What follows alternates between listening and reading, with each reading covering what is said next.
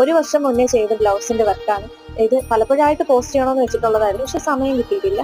വളരെയധികം ടെൻഷൻ അടിച്ചിട്ടുള്ള ഒരു വർക്കായിരുന്നു ഇത്. കസ്റ്റമർ തന്ന ബ്ലൗസിന്റെ ബാക്ക് നെക്ക് ഇതുപോലെയും സ്ലീവ്സിന്റെ ഡിസൈൻ ഇങ്ങനെയായിരുന്നു തന്നിട്ടുണ്ടായിരുന്നത്. ഇതിൽ ചേഞ്ചസ് ഒക്കെ വരുത്തി ചെയ്യാമെന്ന് പറഞ്ഞിരുന്നു.